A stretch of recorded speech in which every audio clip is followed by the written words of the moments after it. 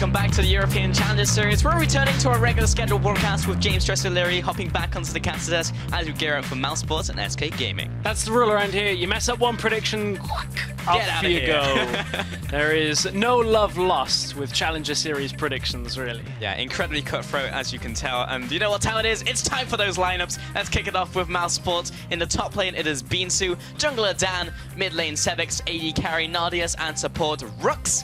And Nardius in the lineup last week, replacing Tarix. They didn't lose the 2v2, which was an improvement. They also didn't win the 2v2, but one step at a time, I guess. Yeah, one step in front of the other is the way to take it. But, you know, honestly, Mouse, they did look better.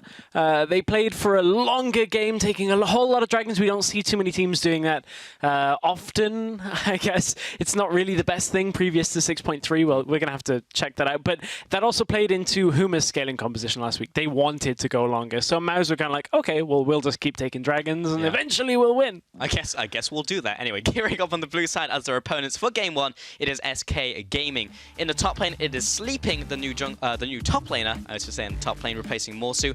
Go in the jungle, Suno in the mid lane with Vardanks and Unlimited remaining in the bot lane as AD carry and support. Gotta be honest, last week SK looked a little bit rough in the draft specifically. Second game prioritizing the Zac. Second game also drafting a really weird composition. Crazy comp. They gave away so many strong picks. I don't think they can afford to do that again. No, well, we're going to get into Champions League very shortly, but before we get there, Deficio has another prediction, and he chimed in when he thinks about this matchup, predicting a 1-1 series. When two struggling teams face each other, it often becomes a very messy affair that can go either way. And this one is kind of like, kind of in the middle. So it's like if he's, kind of wrong, then it's just like, well, I said it was going to be messy, so it could go either way. So he's covered all the bases in this one, which I like. Now I just like kind of expect it to be like a 2-0 clean. Yeah. No messy. Yeah. Everybody only gets turrets. It ends 0-0, but the game's like perfect, crisp, clean games. Just to make sure Deficio's That's not going to happen. Let's get into Champions Select. It could. Twist of Fate, first ban. If you haven't watched any Suno games before, this may be news to you. If you have, then it's banned out every single game against him because this is what he plays. It's his signature champion, and no team will ever let him have it ever in competitive. No. Zed banned away because of Duskblade of Drakvar has been introduced into 6.3, which we are playing on today, so that's taken away because he synergizes very well with the item. Gangplank, Corki, Cogmore, saw that banned out both games in our previous games today, Stress, and Callista was our final one. So very fast bans coming out here, but makes sense with the current meta changes in 6.3. A lot of focus on AD carries though, which means as on previous patches, I mean, why not? Why not pick up the Lucian? It seems to make the most sense in this situation. I mean, outside of that, you'd be looking at kind of the B-tier AD carries, you'd be looking at the Misfortunes, Caitlyn. that kind of like... And honestly, for Mouse, now that they've got Nardius, this is the kind of matchup that they can look at and go, okay, well, we can win the 2v2 here. I mean, we've lost 2v2s before, but that was with Taric. Now we've got Nardius. He helped us, get a good start to last week's games against Huma. Maybe they can do the same against SK because we know Vardax and Unlimited have been the weaker part of SK. Even though obviously SK changed out Morsu, they felt that affected the team more. I still think it's a glaring weakness for SK. But generally, the bot lane has been a weakness for Mouse as well, so maybe Nardius can do enough. I mean, he did lose the lane, but I feel like that may be able to beat them as a pairing. We have the first two pickups from SK Gaming. Well, Shen and Lulu, so they're going Stress, for protect. I wonder what they're running here. They're protecting so very ambiguous. They're protecting something. That means Vardax is either playing Tristana or Vayne in this setup. Thinking about other protection AD carries right now in the meta, Caitlyn is the other option. True, for a later game scaling. Yeah, but it takes a long time to scale. But that's what I mean is, they're not gonna like pick something like a Misfortune with these two, right? Who's teamfight focused. Sure. But I mean, there's like a very select few AD carries that should go with these two. Yeah, exactly. Anything that is that attack speed plus crit, late game monster AD carry. So we'll see how it goes because this is a coordination-based comp, and they're running team comps that we've seen struggle with the Zac. We've seen other team comps that they've run that just haven't really hit the mark when they've required a little bit more than just straight up play. Yeah, and we tried that in Dynamic Queue and that did not work very well. It was Elise and Thresh will be the next two pickups here. I mean, Elise for Dan makes a whole lot of sense. Top tier jungler right now. Gragas on the opposite side may be picked up, but oh, there we go, blocked in immediately. So we can talk about it. Yeah, Gragas, we saw him. Maxwell picked him up. Yep. Has definitely moved up in the rankings in terms of priority, and I really like it. As Maxwell was saying, he thinks it's OP because the wave clear and the clear times are so good right now. Not only that, on top of all of that, they also reverted a change that got put onto Gragas a while back. One of the changes that brought him a little off the top was the change to Q. It used to have to sit there before it would do its maximum slow. Now it actually, you just roll it out Q and it applies a 2-second slow rather than increasing over the time, which sounds like a fairly small change, but when you're trying to stick on top of people, the body slam into then, you know, the rest of the follow-up, it is a fair difference. That difference of like 0.7 of a second slow. Yes. It doesn't sound like a lot, no, but it doesn't. It really doesn't, but it is. Need to market it better. It's like a whole extra almost a second. Almost. Round up. It's like nearly 10 seconds. Yes, there you go. But there's a Caitlyn, actually, as you were talking about. I wasn't expecting to be a Caitlyn, honestly, as a crit-based AD carry, but here we go. So my mind went, Tristana Vayne makes sense in a holistic sense of what you do with this comp. Caitlyn makes the most sense in the current meta with the pool of AD carries that would be in this kind of setup. So I'm like, okay, kind of that's why Caitlyn. Yeah. Normally you'd see her probably with a pushing composition, you know, with a support that can facilitate a push on lane. We used to ages ago see like a Lulu or a Zyra with Caitlyn, so like Season 3. But if you're going to try and push with Caitlyn, what's really good for that is wave clear on the other side. And for Mouse, they're like, we need wave clear. Let's go Victor. Yeah, the king of wave clear, basically, in the mid lane. And not only that, they've gone, we need side lane control because they're trying to group. So let's go Nautilus and do what Gamsu did. Yes, and I'm boys. expecting the ZZ Rot Banner of Command build on Nautilus, which I hate the build to be in my games, but watching it is quite fun. It is, because it actually takes a lot of skill to set up, use it correctly, have the timings on your wave, and actually set it up. So there's a lot of skill and coordination that goes into utilizing ZZ Rot and Banner. We'll touch on more of that as we get into game, obviously, but now we have the full compositions here. Trundle was the final pick, going on to Unlimited. And what else did we have? We had the Victor, of course, and the Thresh. Okay, so we have all of that in there. So it's Trundle support. Shen in the top lane is where it got locked in. So obviously you want that global presence with Shen. For Trundle, you can use the pillar, land those Piltover Peacemakers pretty effectively, pretty nice. There's some good synergy there. It's good. It's a good setup, but it's a difficult setup as well because for SK, this is not... Caitlyn should never really hard lose a 2v2 without getting engaged upon. Like if a Thresh hook hits, that's where she'll lose the 2v2, but she should go even. If she doesn't go even in this game without a Thresh hook hitting her, something is going wrong. Yeah, something has majorly gone wrong when you have like a Protect the X composition. And then, on the opposite side, you have a Thresh which can punish with a Death Sentence. You have the Lucian with the follow-up as well, so it's kind of good there. And then, so the Nautilus in the top lane. Also to note that we've had the change in the top lane now from SK Gaming. Sleeping brought in over Morsu. We saw Morsu last week just not have a good game. He was up against Sartorius, and it was just taunt after taunt after taunt after taunt landing over and over and over and over again. I cannot stress how many taunts landed in this game. There were too many taunts that when we were looking through this earlier, I was like, you know, I think we need to actually cut some of this out. This is far too long. It was like going on for a minute. But, you know, it feels like SK maybe said, well, you know, we don't want that to happen to us again this week, so let's pick it. Yeah. First rotation, Shen with the Lulu. I like it, protect Vardax, but that's a lot of eggs in one basket. That does kind of scare me. It does, and we've seen it go right for the likes of Woolite, but also seen it go very wrong for Pinoy. So, yeah, actually, we have to see. And it's on Vardax, right? Yeah, it's on Vardax. So, a lot of faith in Vardax this game. You mentioned Pinoy. We'll get to the Wolves later, but that was pretty much what happened last week with Pinoy. Was this Caitlyn protect composition and did not go well. When your Caitlyn's trading even in fights, it's not a good. No, you can't go 1-for-1 with a protected comp and just like, all right, boys, we've executed it perfectly. There we go.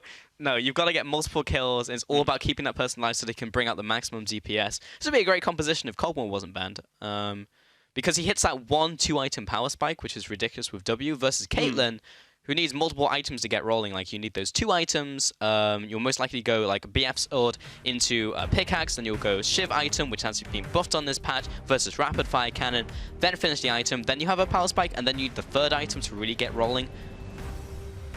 You do need that 3rd item to really get rolling. Sorry, I thought there was like a little bit more rolling on that. Anyway, nope, I've stopped rolling. If you want to roll on over to Twitter, maybe stop hating as well. Hashtag MOU and hashtag SKWin. We'll catch up with that as we get into game. But this is an important matchup here because the loser of this, if it goes to a 2-0, would be in a real tough spot. Either way, they would be shy of a fair few points to catch up with the rest of the pack. Indeed, and after the first series of the day, Inspire overtook Millennium, so the top of the table is even shifting about. But SK, yeah, they could definitely do with some points here. I must admit, I'm a little surprised to see SK opting for the Trundle as support, or the Shen as top lane and not kind of swapping it around with a Tahm Kench, perhaps? Because you look down the line of Mouse, Hook on Thresh, Cocoon on Elise, Hook on Nautilus. Like, there's a lot of single target crowd control. So what's good for single target crowd control to make it go away? Tahm Kench. Yeah, exactly. Especially when you're running a protect composition. Like, those two things go hand in hand. That's not to say Trundle can't do too well, but he will provide a source of disengage, as will the Gragas. So there are options available. It's just not quite, if you'll excuse the strength of this, the brainless protection that is Tahm Kench. There's like literally one decision to make, and that is, are you in trouble? I will eat you now. Yeah. It's not even high APM. It's like click W, click your target. Yeah. You did it. It's like saved your AD carry. It's like new Cogmore protect mechanics where you just stand still. Yep. And just click people. Whoop. It's just like there's literally no micro involved in the moving of the Cogmore, just who you're firing at. Yeah. That's kind of true, actually, yeah. Because if anybody gets onto you, you're dead already. Like, Yeah, that's over. I mean, it's like, on the rest of your team to keep you alive at that point. And it's after 4 attack speed. There is that really dumb video of this person with like almost 4 attack speed, just kiting perfectly, landing all of the auto attacks. So it is humanly possible. I don't know how many players so far have actually put in the time to see if they can kite and stutter step perfectly with a Cogmore and 4 attack speed. If I remember rightly, that was like a former StarCraft pro that like is used to like.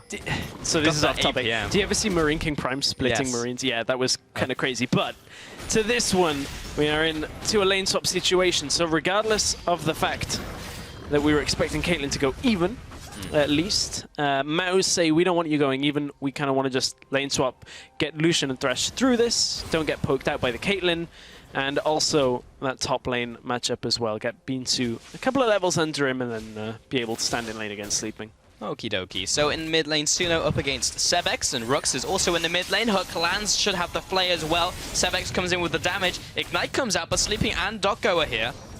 Defensive Flash and that Summoner burn from Rux. So he's actually down 2 Summoners off that proactive play he was trying to make. Meanwhile, we have a lane swap, by the way. Nardis went into the top lane. We'll be pushing it down with Beansu.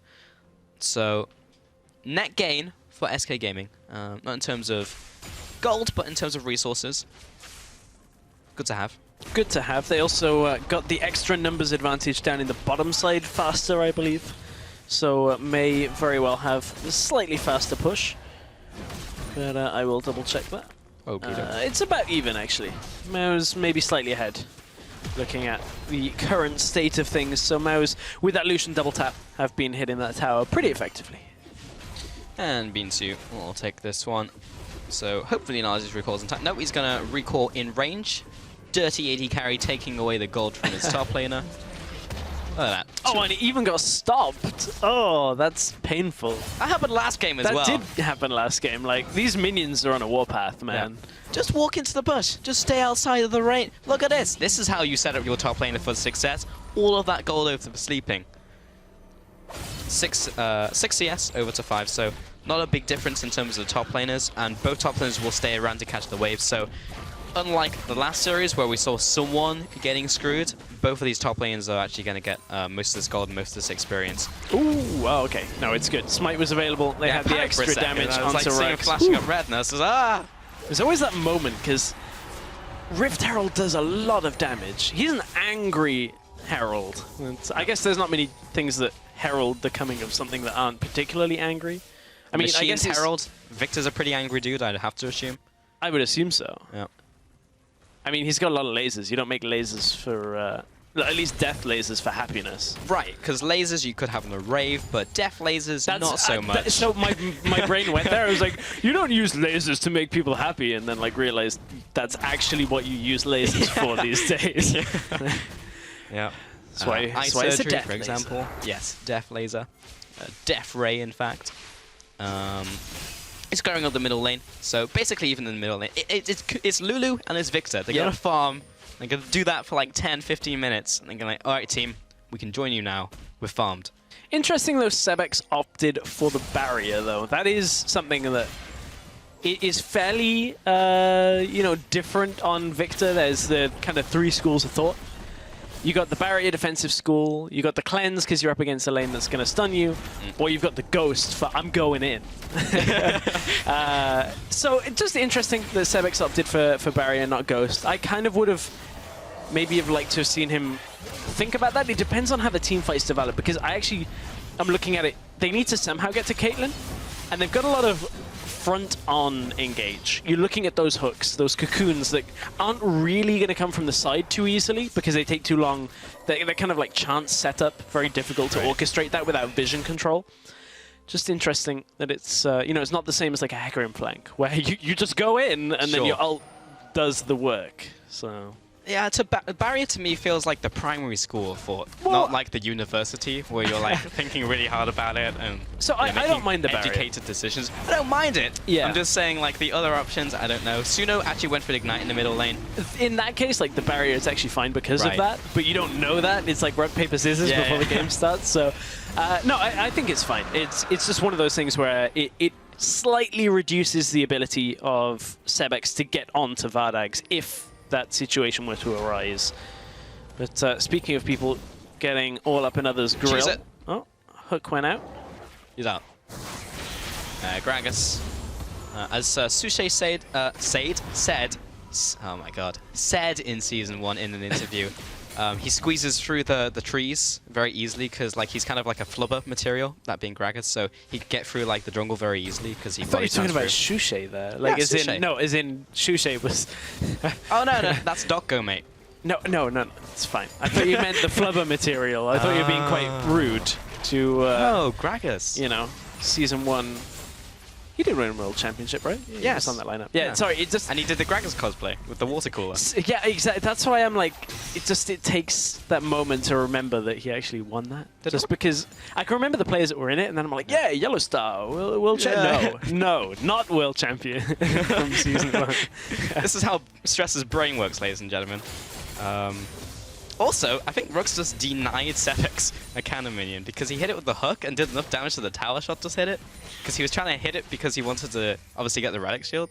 Yeah, sorry, I'm still doubting myself. Oh. For some reason, I've just completely brain farted. Good. Yeah. No, because I'm pretty sure I was wrong on that one as well. But anyway, that was a long time ago in history, in week 4 of the Spring Split 2016. Not bring it up again. No, I know. No one went back and rewatched it. The problem is, somebody's going to tweet me and be like, "You're stupid. This was the lineup," and I'm going to be like, "Yes, I know this." And now I've just secured that somebody is doing that, so I'm preempting them doing it now. You would do that. You are the kind of person that would do that, Pulse. But anyway, hashtag Pulse win. Oh, Rux may be called out here. And the flash out of the way from Sleeping's E. That's what Morsu did not do last week. Or use Steadfast Presence. Nope. That was the weirdest thing. That was the point that we didn't bring up when we were talking over the video. Was he had Steadfast Presence? That straight up just blocks the taunt. All you need to do, and you have reaction time. Bot lane's actually going down here for SK Gaming. Binsu can try and clear out the wave with Riptide here. And they should, they got Victor Laser, just overkill on over the wall. They're still pushing though in this 4-stack, but Victor's right off to the side. He has ultimate, he has everything. There's the pillar, the flash, and he engaged onto Vardags. He's going to be sleeping, taking the bullet for Caitlyn here. The knockback from the ultimate in from Dokko, the first blood onto Vardags. The champion they're trying to connect, this Caitlyn here, gets the initial gold income, and Binsu will be the one taking the damage.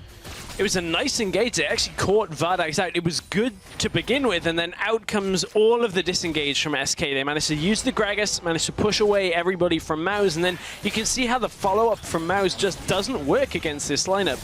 Just to keep in mind, this DC has come through from sleeping, but he will be rejoining the game very shortly, as currently this is a 4 versus 5. Remember that we do work on a slight delay here, so this has all been resolved. Which is why Sebix did not kill him there, because otherwise he would have just blown him up, but Sleeping will be walking all the way back to base. Although Sebix did just go aggressive on Suno. He's like, I will let him pass, but I will not let you. I think Suno aggressed on Sebix there. It's not on my screen. Sebix got the laser. I thought like Suno was just like super BM and it's just like, thank you for letting my top laner by, but have a little lance. I mean, that's the rules in ranked, right? Yeah. It's like, no mercy. No mercy. No mercy. There we go. Sleeping is back. Hopefully he's well rested now. I'm not even going to dignify that. No, I know. It could have been so much better. Yeah, we'll get it next time. Nardius, he's going to be sleepwalking up into the middle lane. Oh, God, stop it. 75% over to SK, actually, over Mousesports. So a lot of faith in this roster swap coming in here. And he'll just be pushing this one in. There's been a lot of just farming, rotating from lane to lane. I mean, it's basically, this is a lane swap done normally, where there's no tempo over to either team. It swaps around the map, they go for the one-on-ones, and just not like a lot happens. Mid laner, 2 passive mid laners who are just going to farm. So this is the type of the game you get for the first 15-20 minutes until people start making mistakes that they can capitalize on, or making proactive plays around objectives. But for now, we're going to be taking Rift Heralds, we're going to be taking Rift Scuttlers. Spiderling's OP, man. Tanking him up. You just saw Dan keeping that Rift Herald aggroed on the Spiderlings, then being able to take it down from the backside. But I was interested in what Maxlaw was actually saying. The interview that you guys just had before the commercial break after our first series. I remember. And I was just recapping for anybody that maybe didn't see it. Maxlaw was talking about how you don't want to go Cinderhulk on Gragas, which I thought was pretty interesting. Just from the side that I kind of, when watching Gragas for the first time is on 6.3, I'm like, well, I'm expecting to default to Cinderhulk, because that's what people were building beforehand. But I guess with the Runic Echoes, the added clear, it does make a whole lot of sense, with Strength of Ages as well. He was talking about how, you know, you have that extra 300 health. It was something that I hadn't really considered, and I actually think makes even more sense. I was expecting Gragas to be played a whole lot just for his disengage, but you clue in the amount of damage now he has as well with that Runic Echoes. It's a considerable amount. And he gets really, really tanky, so he doesn't die and hits you for 1 billion damage. It's Gragas. Really, really strong. But yeah, so most likely you will be seeing the Runic Echoes come out here. The wave clear in jungle was just so strong. I call it wave clear, but it's jungle clear. You know what I mean. Beansuit, he's on top of a ward, so Limited knows where he is. Dan is here, taken away. Oh, Limited actually gets hooked in by Rux and will be dragged into the team, but so much displacement, everyone goes flying. That's a 1-for-1 jungler for support in favor of SK Gaming. Doko gets dragged in with the dredge line. Now Sleeping comes into the fight and immediately runs away. Flash, hook, Rux connects it onto Suno. This should be another kill coming in here for Mouse, as long as they can get the damage off. Nardis even flashes in range, even though Suno had used his own, but got to secure that kill. And the problem in that fight was the exact problem SK cannot let happen for the remaining fights. Suno was not on Vardax. Vardax took so much damage that he had to back away out of the fight. He was only on 200 health at the end. Suno, full mana, full health, was not in range to shield, and then got caught out trying to come around the corner.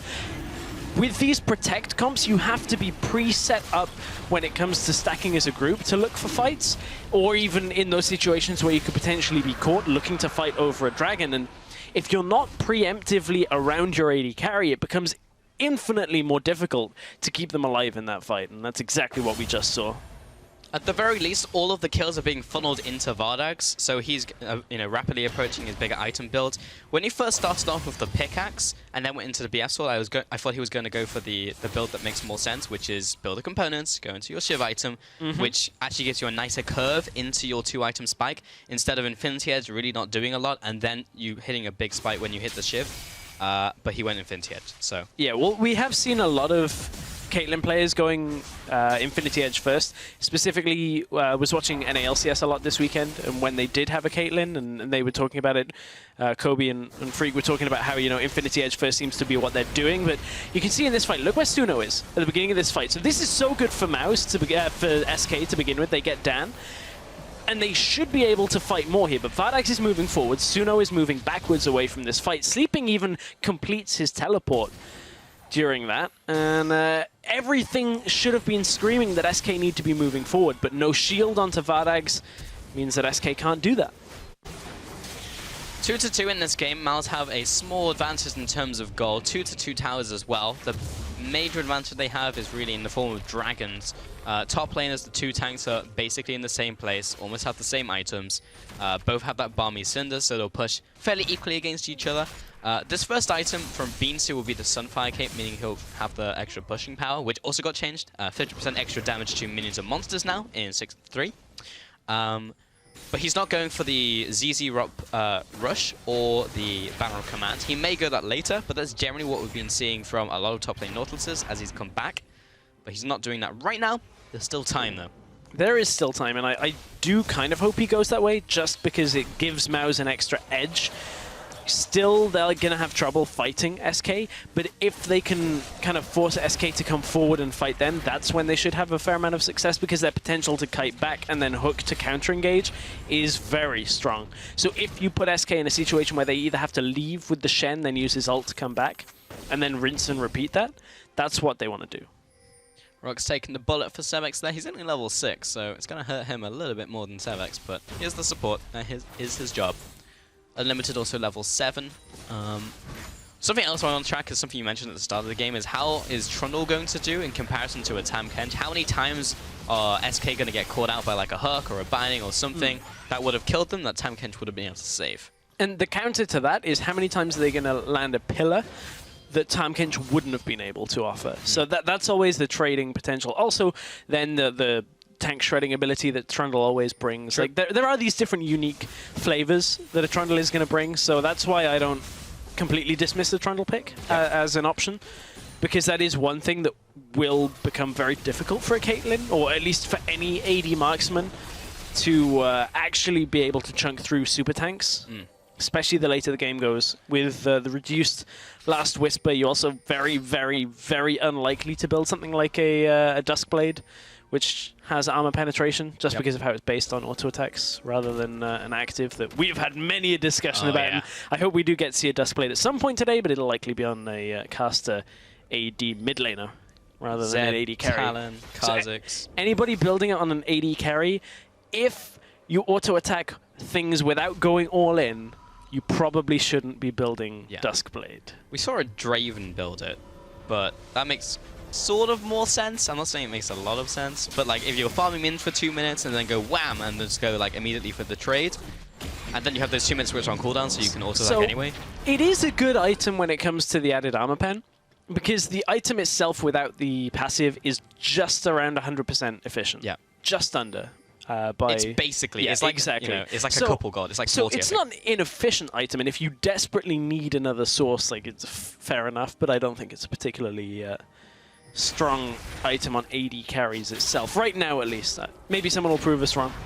Show us the ways of the Duskblade. But we are the first, at least European games or Western games to be played on 6.3. So there's a lot of time to find out exactly who's going to be playing what. Yeah.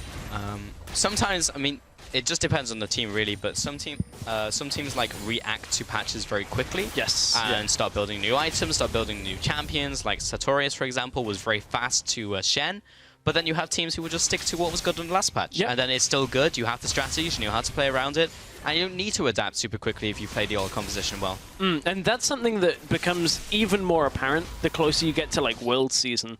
And that sounds strange, but Worlds, the competitive patch cycle slows down. So you have one patch for the entirety of Worlds. So you start to see these teams that are less innovators and more refining teams that take a strategy that people have already made and go, okay, this is how we shave these little edges to make it that bit more efficient. And they do it better than other teams. They do it better than the people that bring them initially. So it tends to not happen so much when we're on a 2-week patch cycle. So innovative teams tend to do better in the long run, but that's not to say that there are teams that refine their strategies, like the likes of H2K over the last year have been very good at the lane swap. Yeah. So there is still room for it. So what you're saying is, if one of these teams was a refining team but didn't quite make it into the LCS, if only they were in Worlds and they could refine it over a month. No, they could it's be more the just world champion. No, I know what you're saying. it's more just a point about how the patch cycle influences I think it's really team an interesting performance. topic, yeah. It's one that I would love to talk about for days, but unfortunately, this is not the platform to talk about teams that are not MOUs and SK, really, because we are in a game here. It's an important game. Yep, so anyway, Unlimited going towards his Dragon here, which is spawning in 3 seconds. We had the timers back, by the way, so that's nice. And Dragon is now up. The Crab has been secured by SK, though, so it's hard for MOUs, even though they have the positioning of the area, to immediately go for it, because SK have the vision. Top lane, Nautilus, he's just kind of pushing. Both TPs are up. Big CS advantage, and it's pushing up against Sleeping. Sleeping has his ult, has TP. Are we going to see a contest from SK? Because the Dragon is dropping very low, and Limited gets dragged in. There's the box as well. Teleport now coming in from both of the top laners. Dragon is still low, but there's no one really to kill it. There we go, finally. Oh, Donko actually stole it. The 2 people in the pit was not enough in there for Dan. Dan had a level advantage as well. The Hawk lands onto Sleeping, and now we have a full-blown team fight. Beansu heading into the back lines and immediately drops as he gets caught in the gravity field. A great play by Rook, flashing in the Flay, and Rooks is really turning up in this game. 3-1. MOUs get the kills over the Dragon, and I think that was definitely worth it for MOUs. And at that point, again, SK are not utilizing this composition fully. Suno has all of his health, all of his mana. Yes, he has cooldowns he has to abide by, but the fact that Vardags is walking forward into a very crowded tri-bush, where the whole enemy team is, you've got to respect that flash play that's going to come from Rux, especially on a Caitlyn. You are the longest range AD carry when it comes to a base attack range, and you're walking into a team fight like that. All you've got to do is, in wherever you've got vision, auto-attack the closest target. It's all the role of this protect the AD carry really is. And the fact that Suno walks away and Vardags doesn't highlights a massive issue with this kind of comp. I kind of want to see it again, see where the shields, where the heals went. Maybe there was not too much more that SK could have done without kiting forward, but certainly would be an interesting one. I'm going to get my wish, thankfully. Hey. So take note, Dotgo just walks up and smites this. So Dan was in the back of the pit. Please don't take that lantern, Dan. Okay, it was the barrel at the same time disrupted Dan. So now I'm looking for the shield. Shield went on Unlimited first. Vardags a little bit favorable there. Still nothing onto Vardags at this point. Shield I don't believe is quite available yet. Okay, so they did throw a couple onto him, but still, just the position of walking forward in that bush. Really not where you want your Caitlyn to be going. And then he immediately flashes out, like he knew it was a mistake. Then he flashes out, but you've committed too far. Then Rux is able to punish you. It's interesting because you see these compositions around like a Holy Phoenix or like these Star AD carries. Vardags and Unlimited has been a bot lane who people have been trying to exploit and doing that successfully. It's so interesting to see SK put so many eggs in this basket when the basket has many holes and the eggs are falling out and cracking on the floor. Those are some pretty big holes in this basket. Yeah, it's pretty old and tattered. Okay. But it can still be used, I guess. Oof. That's always satisfying when you can manage to aggro Baron and his little feet stomp on people. You can't see this, but Stress is making a little T-Rex kind of imitation of course. That's basically what Baron is. Yeah. A worm T-Rex. I don't know where this is going. Nope. But you raise an interesting point about the team comp for SK. And, you know, they brought Sleeping in, and as yet, it hasn't particularly changed anything. Not that I'm expecting a miraculous change here, because if they wanted somebody to carry, they may as well have left Morsu in and just made him play carries. But that's, unfortunately, unless you're playing Fiora, tends not to be the case in top lane right now. Not a whole lot of room for top lane carries, as tanks are the general meta. But for this kind of comp, I don't feel like Sleeping has had an insane amount of control over the side wave to the point where Beansu hasn't had options. Like, Binsu's up on CS. Yes, he's getting kind of pushed in, but got his teleport soon to come up, has his ultimate available. So, I don't know. I'm waiting to see more from SK. Yeah. I think that's the main takeaway. DOTGR, uh-oh. He's been caught, he's been hooked again.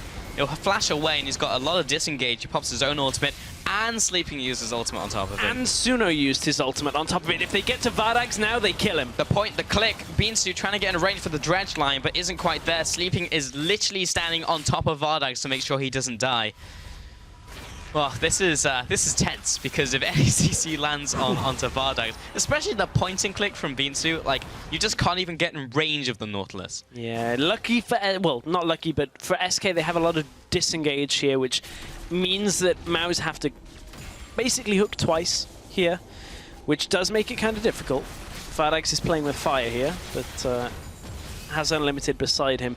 I mean, it's just a difficult comp to play. These Protect comps, like, it sounds so easy on paper. Oh, all we've got to do is shield our one player. Easy. Easy game, right? No, because there's a reason you have to shield them. This is not the same as the Juggernaut, which Juggernaut tended to be better, even with, you know, teams that weren't so consistent when it came to their coordination, because you gave so much health and resistances, and Kog'Maw just deleted people from close range. Yeah. Like, you had so much. Like, there's no reason that this couldn't happen with the Caitlyn, but you can see that if it's not there at the beginning of the fight, Caitlyn has only just got her attack speed item, so her actual ability to shred targets in front of her has been fairly low. Yeah. Well, we never really had the Jugger Caitlyn. At the push, exactly. We had the Jugger Jinx. Yeah, which had its drawbacks as well. Yeah.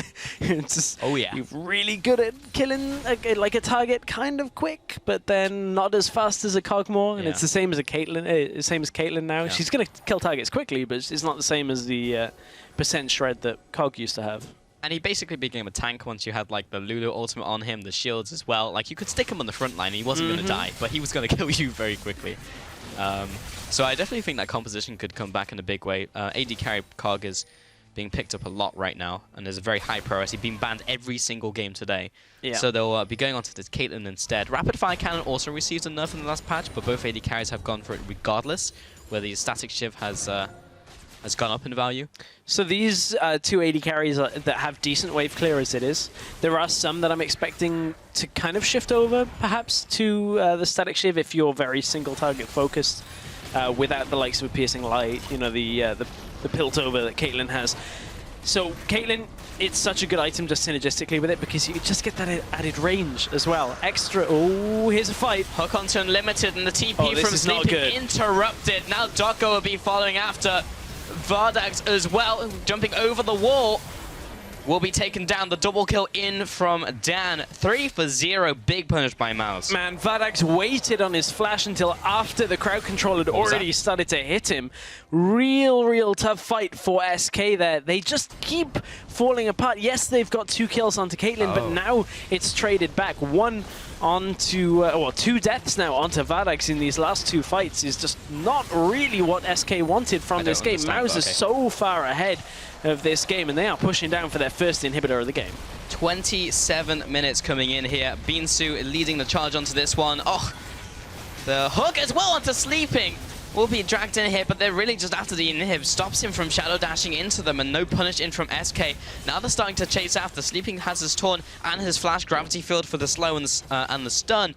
If they stay in it for too long, Volatile spiraling as well. This is the slowest chase in history, is what you're witnessing here, ladies and gentlemen. SK, they may get a range, but it'll only be 2 members, and that'll be the tanks. Dark Passage. They're waiting on the Greg Assault coming up. Uh-oh. Nope. It's coming up on Rux. Whoa, Doggo, come on, keep chasing. Got him!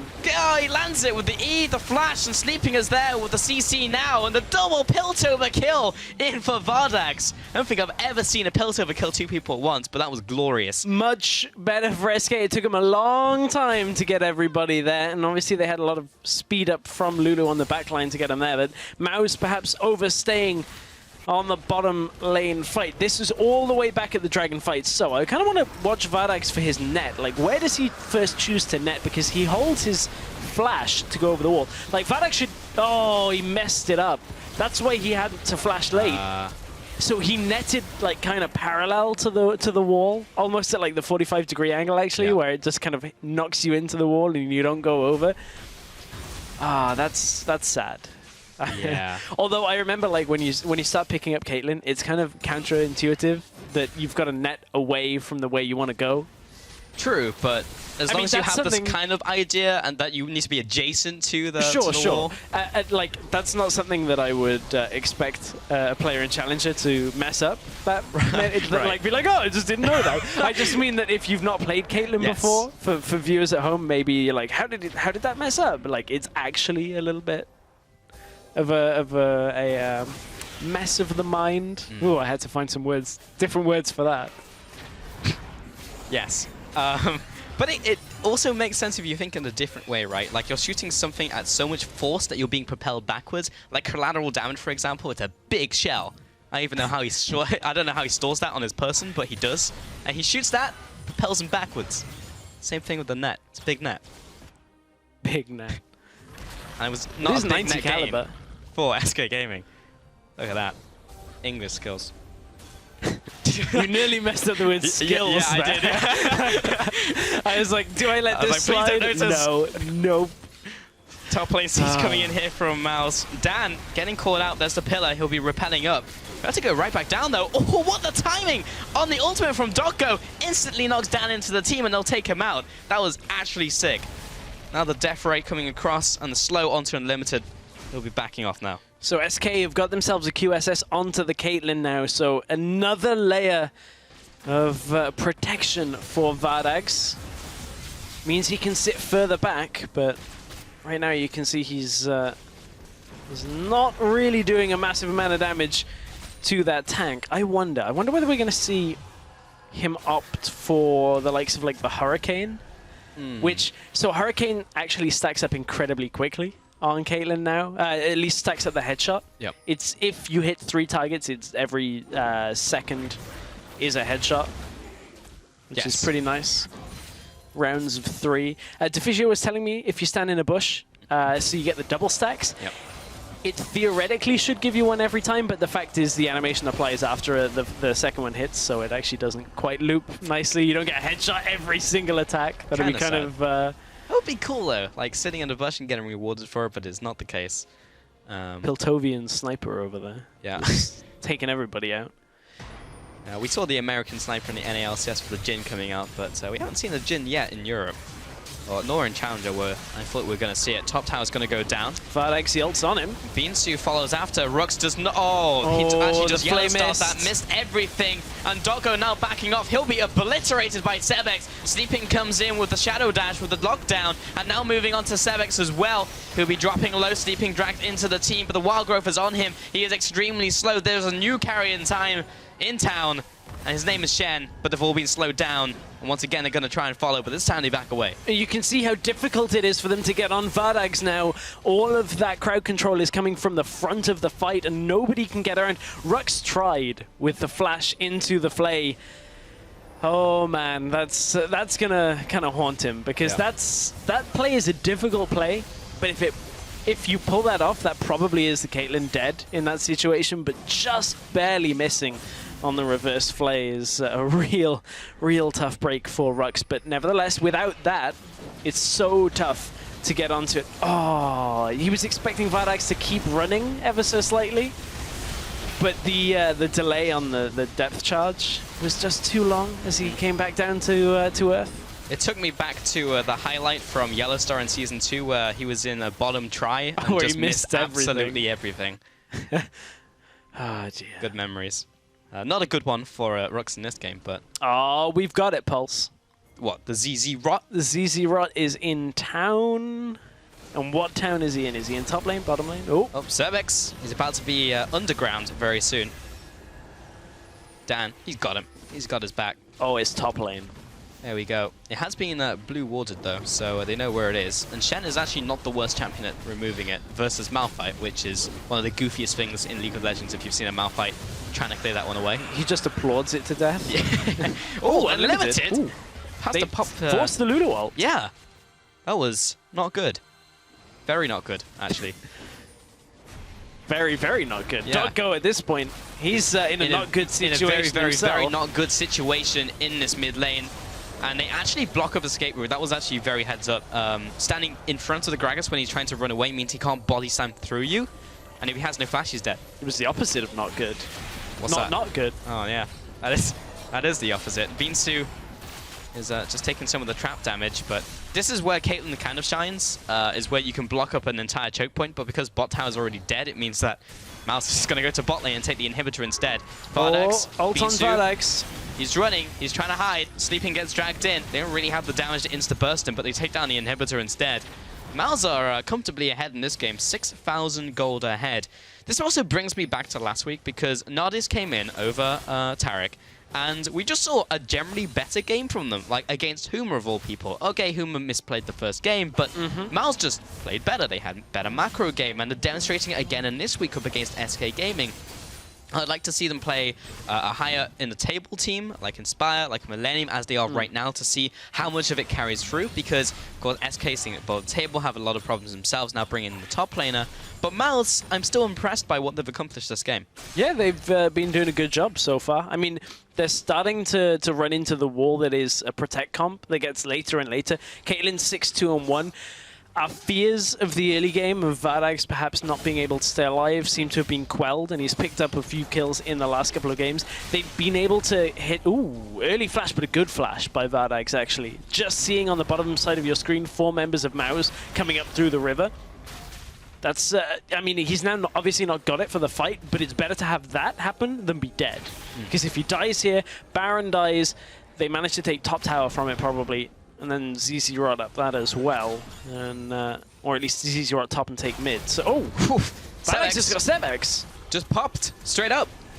And now on the top side, Go looking to lock some people down. He's already popped the ultimate for that first kill. Rux is also getting chunked out, turns around for the death sentence, but doesn't even connect onto anyone. The rest of the team now being chased down. The hook lands, but onto terrain. He's trying to get away, but Sleeping, I believe, should have Shadow Dash very shortly. Dan trying to jump away. That is 2 flashes.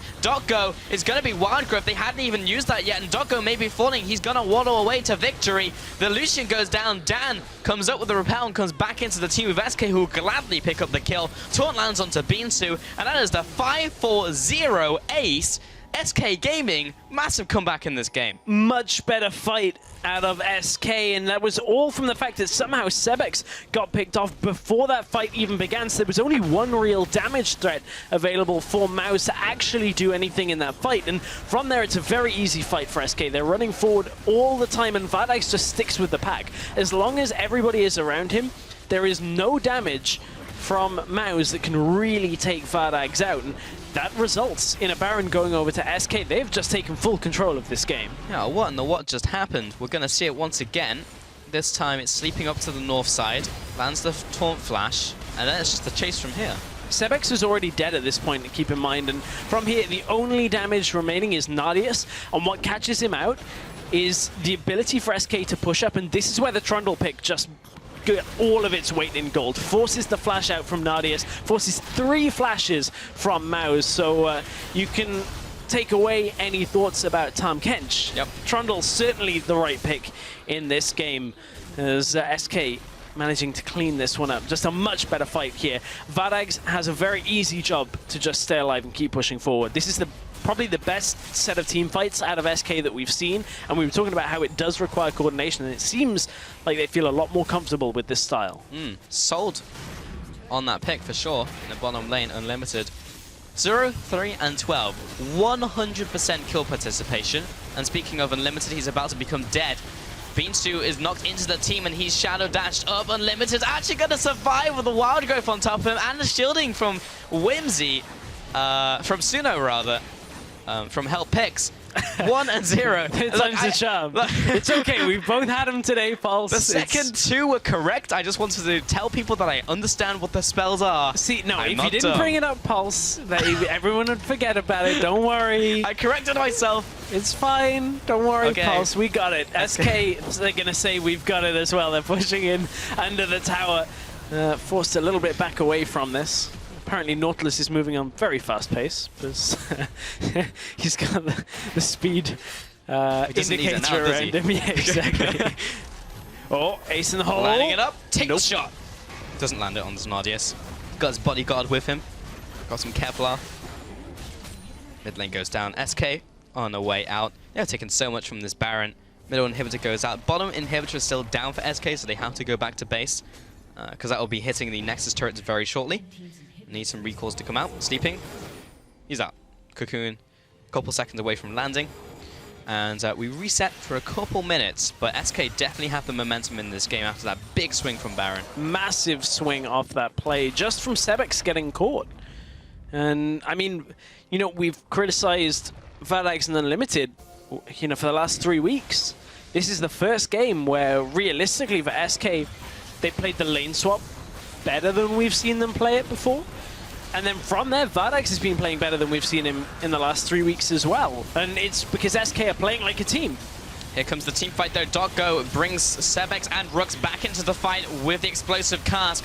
Now Unlimited trying to lock the back line down, or more importantly, Dan, before they can get to Nardius. And they'll just take away the jungler, take away the AD carry. Caitlyn doing quite a lot of damage. Meanwhile, Beans, who is getting punched to death by the 2 tanks in this game, Sleeping and Doggo. One last body slam will secure the kill. And that's it. 5-0. That should be the game. Sleeping going into the mid lane. And wow, honestly, from both teams, big step up in terms of performance. SK come back into the game despite being down. They managed to swing a composition that we did not think was possible for them to run in previous weeks, and they executed it pretty damn well as we got it into the mid and late game, and SK will be securing this first win in his best of 2 up against Mouse. Man, that was a lot better out of SK and Mouse than we've seen in the last 3 weeks. I mean, actually fairly happy with the progression that we've seen from both of these teams when you look at what SK wanted to play, how they played it. I think it was actually pretty solid. There does remain to be a little bit said of, like, is it because their level was fairly equal that they looked better? And how does that compare to the rest of Challenger? I'm not 100% concerned with that, just because of how well they kind of played their comp. Yes, it didn't get heavily punished, but it was difficult too with the comp from Mouse. Like, Mouse with that front-on engage, just so tough. It's difficult now because this is the 4th week and they don't have a lot of time left. Like, they basically have to, either one of them needs to win like all the games from here. If they hit the ground running from week 1 and played like that, they could have definitely picked up kills against some of the middle of the pack teams who had their own issues. But we're seeing this adaptation so late into the split, we may have to even wait until summer to see them actually come back into this one. But that was way more impressive from both teams. They executed the compositions, as you already mentioned. They just played the map well, and just in general just looked like more cohesive teams rather than 5 guys just thrown together. Yeah, I think that's fair to say. I do wonder now, going into the next picks and bans, Lulu, I would say, probably shuts off this possibility if you ban it.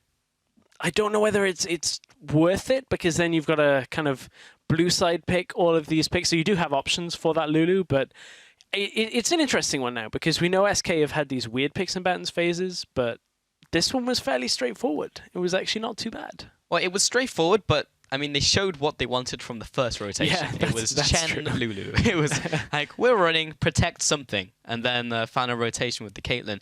For a long time, I just didn't think it was going to work out because how slow it was scaling up. Yes, he got a couple kills, but he wasn't even denting the Nautilus for a while. In the top lane specifically, I saw him just hit the Sunfire Cape and just nothing happened.